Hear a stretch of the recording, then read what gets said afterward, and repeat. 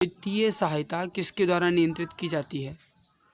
तो वित्तीय सहायता जो है ये ऑप्शन वो बी भारतीय रिजर्व बैंक के द्वारा नियंत्रित की जाती है। तो ये हो जाएगा reserve bank, we answer, right answer हो जाएगा। देखिए, भारतीय रिजर्व बैंक देश का एक केंद्रीय बैंक है। इसकी जो स्थापना है 1 अप्रैल 1935 को हुई। मौद्रिक व वित्तीय नियंत्रण आरबीआई का मुख्य कार्य है। यह देश में मौद्रिक नीति का निर्धारक होता है, विनिमय दर का नियंत्रक भी होता है। बैंकों का बैंक भी भारतीय रिजर्व बैंक को ही कहा जाता है। साख का नियंत्रण कर देश में मुद्रा की मांग व पूर्ति में संतुलन स्थापित करना रिजर्व बैंक का प्रमुख उद्देश्य है। तो जैसा आप जानते हैं कि आरपीएफ कांस्टेबल या आरपीएफ एएसआई में जीके जीएस के 50 क्वेश्चंस ही पूछे जाते हैं। तो ये फर्स्ट जो सेट है आपका, ये पहली पारी का जो क्वेश्चंस पेपर है ये कंप्लीट हो गया। अब हम देखते हैं अगला। ये देख लीजिए, रेलवे सुरक्षा बल आरपीएफ कांस्टेबल 17 जनवरी 2019 की तृतीय पाली का क्वेश्चन पेपर है। द्वितीय पाली का हम आगे करेंगे, जिसमें पहला सवाल देख लीजिए। पहला सवाल है कि इनमें से कौन सा विकल्प हवा की धूल और धुरी के कारण प्रकाश के फैलाव की घटना को उजागर करता है? तो ये हो जाएगा आपका ऑप्शन नंबर ए, टिंडल प्रभाव। करेक्ट आंसर हो जाएगा ऑप्शन नंबर ए। जब प्रकाश किरण कुल पृथ्वी के वायुमंडल में उपस्थित शून्य कणों से टकराता है तो किरण पुंज का मार्ग दिखाई देने लगता है, तो इसे टिंडल प्रभाव कहते हैं। उदाहरण के लिए जंगल में कुहासे में जल सूक्ष्म बूंदों द्वारा प्रकाश का प्रकीर्णन। अगला है, निम्नलिखित में से किस समिति को चालू अर्थव्यवस्था समिति कहा जाता है? निम्नलिखित में से किस समिति को चालू अर्थव्यवस्था समिति कहा जाता है? तो ये हो जाएगा डी आंसर, अनुमानित समिति। Option number D correct answer हो जाएगा, अनुमानित समिति। देखिए, चालू अर्थव्यवस्था समिति संसद के माध्यम से सरकार द्वारा प्राप्त किए गए धन के व्ययों के अनुमान की जांच पड़ताल करती है। यह अस्थायी मित्ति व्ययिता समिति के रूप में कार्य करती है। इसे अनुमानित समिति भी कहा जाता है। बैडमिंटन खेल निम्न में से किस शब्द से संबंधित है? बैडमिंटन खेल निम्नलिखित में से किस शब्द से संबंधित है?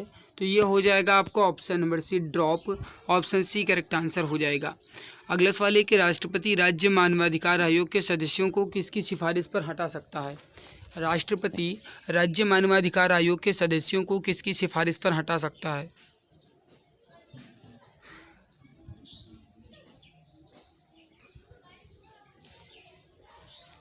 तो इसका राइट आंसर हो जाएगा आपका, देखिए ये अगर कहा जाए एक तरीके से तो ये सवाल ही गलत पूछा गया है, क्योंकि राज्य मानवाधिकार के आयोग के जो अध्यक्ष हैं और उनके अन्य सदस्य हैं इनकी नियुक्ति राज्यपाल द्वारा की जाती है, और इसकी विशेष समिति में जो कहा जाए तो राज्यपाल के द्वारा ही हटाया जा सकता है, सिफारिश पर केवल।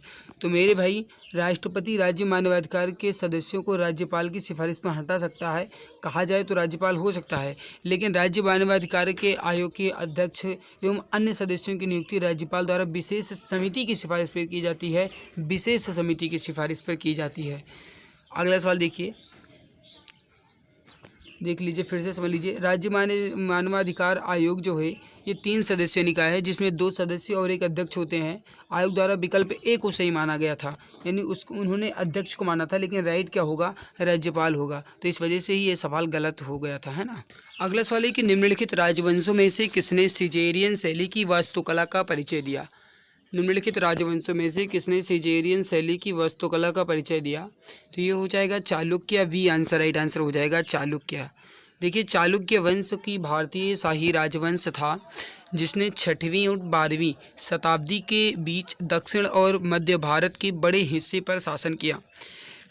इस वंश की स्थापना पुलकेशिन प्रथम ने 543 में की। चालुक्य वंशीय शासकों ने सिजेरियन शैली वास्तुकला का परिचय दिया। ध्यातव्य है कि चोल वंश दक्षिण भारत का ही राजवंश है। स्थापना विजयालय ने की थी। परमाणु केंद्र में परमाणु की संख्या किसकी कुल संख्या होती है? तो जैसा आप जानते हैं कि परमाणु केंद्र में जो परमाणुओं की संख्या है ये प्रोटॉनों की ही कुल संख्या होती है। तो बी आंसर, राइट आंसर हो जाएगा प्रोटॉन। एक परमाणु के नाभिक में उपस्थित प्रोटॉन की कुल संख्या को परमाणु संख्या कहते हैं। प्रोटॉन की कुल संख्या को परमाणु संख्या कहते हैं। प्रकाश एक कण की भांति व्यवहार करता है और प्रकाश के इस कण को फोटॉन कहते हैं। न्यूट्रॉन एक आवेश रहित मूलभूत कण है जो परमाणु के नाभिक में प्रोटॉन के साथ पाया जाता है।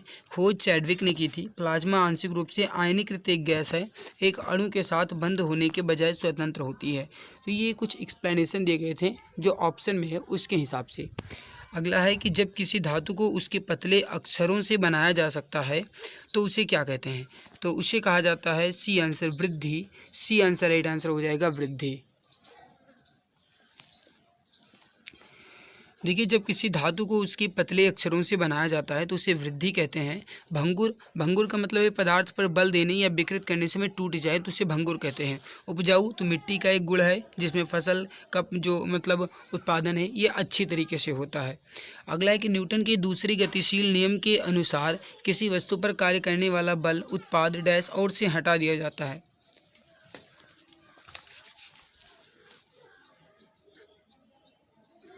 तो देखिए समझिएगा, न्यूटन के द्वारा गतिशील नियम के अनुसार किसी वस्तु पर कार्य करने वाला बल उत्पाद सामग्री और उसके त्वरण से हटा दिया जाता है। तो ये हो जाएगा सी आंसर सामग्री और त्वरण। क्योंकि आप जानते हैं कि न्यूटन के द्वितीय नियम के अनुसार जो होता है वो होता है F बराबर m ए, यानी कि बल बराबर द्रव्यमान और त्वरण का गुणनफल।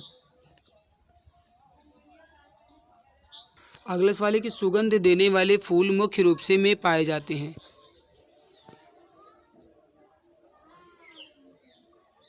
देखिए, सुगंध देने वाले फूल जो है मुख्य रूप से केसर में पाए जाते हैं। सी आंसर राइट आंसर हो जाएगा। केसर एक सुगंध देने वाला पौधा है।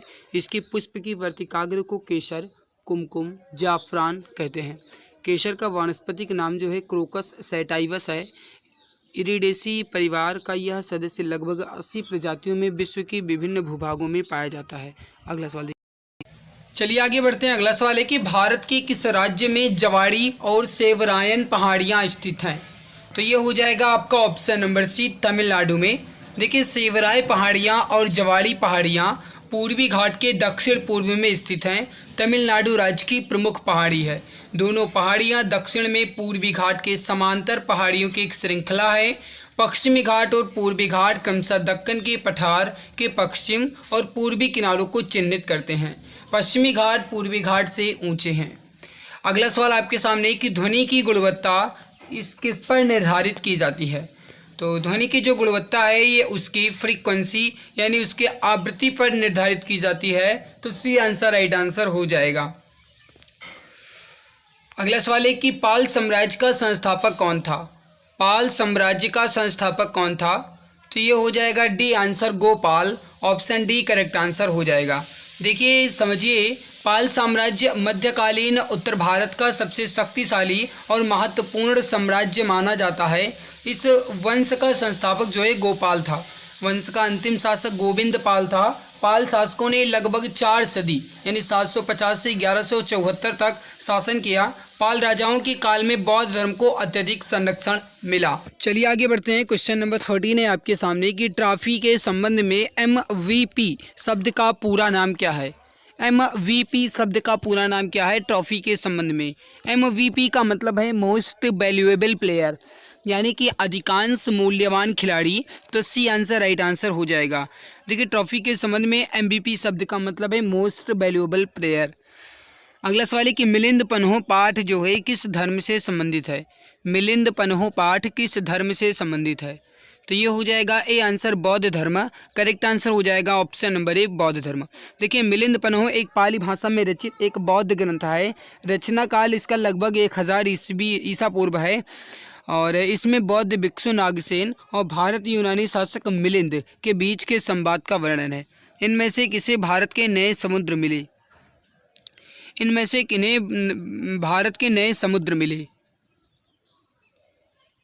तो ये हो जाएगा आपका option number C Vasco da Gama को। Option number C correct answer हो जाएगा यहाँ पे वास्को डी गामा। देखिए समझिए, 8 जुलाई 1497 को पुर्तगाली नाविक वास्को डी गामा भारत की खोज के लिए निकला और 1498 को केरल में कालीकट नामक स्थान पर पहुंचा। वास्को डी गामा समुद्री रास्ते से भारत पहुंचने वाला पहला यूरोपियन नागरिक था या फिर नाविक था। अगला है कि हैंडबॉल खेल के खेल क्षेत्र को क्या कहा जाता है? सही आंसर हो जाएगा आपका सी आंसर कोर्ट कहा जाता है। हैंडबॉल खेल के खेल क्षेत्र को कोर्ट कहा जाता है। सी आंसर राइट आंसर हो जाएगा। 40 मीटर लंबा और 20 मीटर चौड़ा होता है। ट्रैक रेसिंग के लिए भी प्रयोग किया जाता है। पशुपति किस काल से मनाया जाता है? पशुपति किस काल से माना जाता है? तो इसका राइट आंसर हो जाएगा आपका डी आंसर, हड़प्पा संस्कृति से ही, यानी वैदिक हड़प्पा संस्कृति या फिर कहा जाए सिंधु घाटी सभ्यता काल से ही। तो डी आंसर राइट आंसर हो जाएगा। देखिए हड़प्पा संस्कृति में पशुपतिनाथ की आराधना की जाती थी। सिंधु घाटी सभ्यता को ही हड़प्पा सभ्यता के नाम से जाना जाता है। सभ्यता लगभग 2500 ईस्वी पूर्व दक्षिण एशिया के पश्चिमी भाग में फैली हुई थी। पशुपति पूजा इस काल का मुख्य धार्मिक कृत्य था। ध्यातव्य है 1921 में दयाराम साहनी ने हड़प्पा सभ्यता की खोज की थी। अगला कि निम्नलिखित में से कौन सी एक संक्रामक बीमारी है? तो इसमें से जो ऑप्शन नंबर सी टाइफाइड है, ये एक संक्रामक बीमारी है। तो सी आंसर राइट आंसर हो जाएगा। देखिए संक्रामक रोग विभिन्न रोगजनक सूक्ष्म जीवों जैसे वायरस, बैक्टीरिया, प्रोटोजोआ, कवक और अन्य परजीवियों के कारण होने वाले रोग हैं। टाइफाइड साल्मोनेला बैक्टीरिया से फैलने वाली एक गंभीर बीमारी है। यह खाने पीने के माध्यम से शरीर में प्रवेश करता है। इसके बचाव के लिए टीका तो उपलब्ध है। हीमोफीलिया एवं कैंसर, गठिया ये सब संक्रामक रोग नहीं है। निम्नलिखित में से कौन तारा आपके सबसे करीब है? तो इसमें से कहा जाए तो डी आंसर प्रोक्सिमा सेंचुरी सबसे करीबी तारा है। डी आंसर राइट आंसर हो जाएगा। प्रोक्सिमा सेंचुरी जिसका वैज्ञानिक नाम सेंचुरी सी है, ये तारामंडल में स्थित एक लाल बौना तारा है। सूर्य के बाद प्रोक्सिमा सेंचुरी हमारी पृथ्वी का सबसे नज़दीकी तारा है। दूरी 4.24 प्रकाश वर्ष की दूरी है और यह सेंटोरस तारामंडल में स्थित है। सार्वजनिक संपत्ति स्रोतों के अति प्रयोगों को क्या कहा जाता है? सही आंसर हो जाएगा वी आंसर, सार्वजनिक स्रोतों की त्रासदी। ऑप्शन बी करेक्ट आंसर हो जाएगा, सार्वजनिक स्रोतों की त्रासदी। देखिए सार्वजनिक संपत्ति स्रोतों के अति प्रयोग से सार्वजनिक स्रोतों के अति दोहन हो जाता है, जिससे भविष्य में संसाधनों की कमी हो जाती है। सार्वजनिक संपत्तियों के संरक्षण के लिए लोक संपत्ति नुकसान निवारण अधिनियम 1984 लागू किया गया। संसद के संयुक्त सत्र का संचालन करने के लिए अध्यक्ष के रूप में अनुपस्थित रहते हुए सत्र का संयोजक कौन होता है? तो वो होते हैं ऑप्शन नंबर ए लोकसभा उपाध्यक्ष। ऑप्शन ए करेक्ट आंसर हो जाएगा। देखिए संसद के संयुक्त सत्र की अध्यक्षता लोकसभा अध्यक्ष द्वारा किया जाता है। लोकसभा अध्यक्ष की अनुपस्थिति में लोकसभा उपाध्यक्ष संयुक्त अधिवेशन की अध्यक्षता करता है।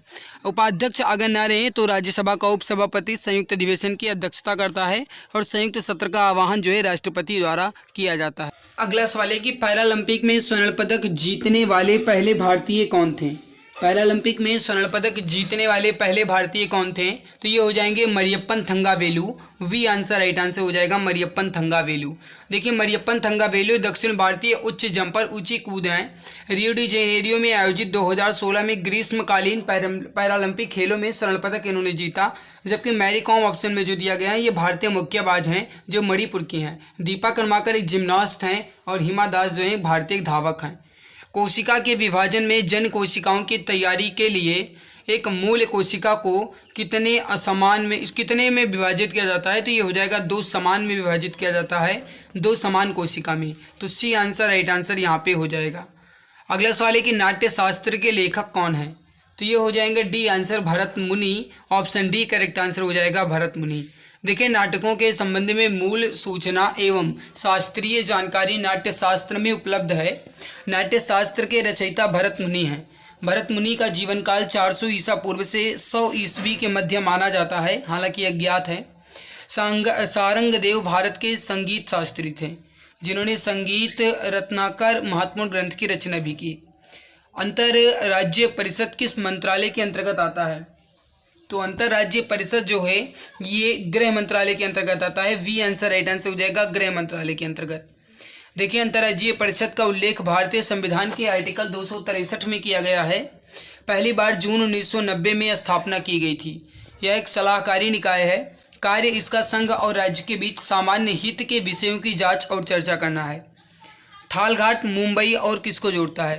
तो थालघाट जो है ये मुंबई को नासिक से जोड़ता है। ए आंसर राइट आंसर हो जाएगा, मुंबई को नासिक से। देखिए थालघाट प्रायद्वीपीय भारत के प्रमुख दर्रा है, पश्चिमी घाट में स्थित है। इससे होकर मुंबई कोलकाता मार्ग गुजरता है।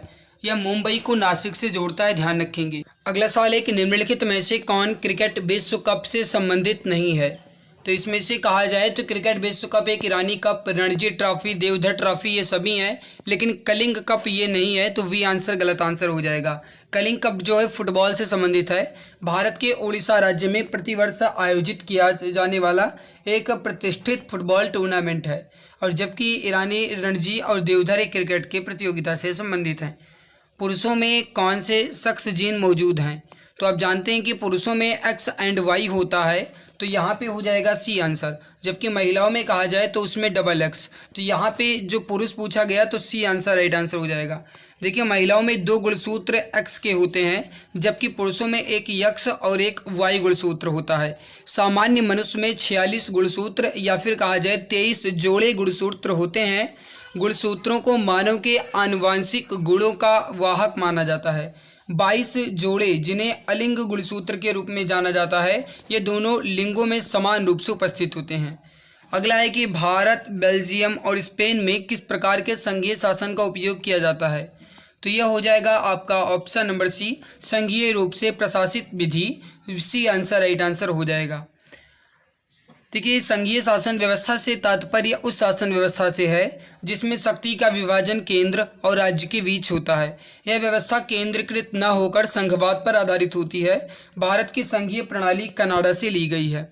अगला सवाल आपके सामने कि निम्नलिखित में से किस शासक ने पाटलिपुत्र की स्थापना की थी? तो पाटलिपुत्र की स्थापना जो है ये अजातशत्रु के द्वारा की गई। वी आंसर राइट आंसर हो जाएगा।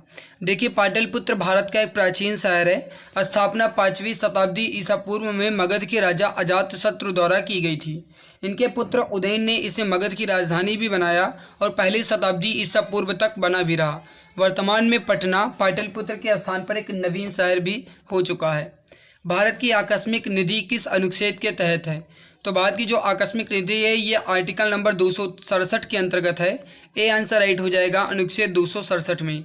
अनुच्छेद 263 में केंद्र और राज्य के बीच मध्य समन्वय स्थापित करने के लिए अंतर्राज्यीय परिषद के बारे में बताया गया है।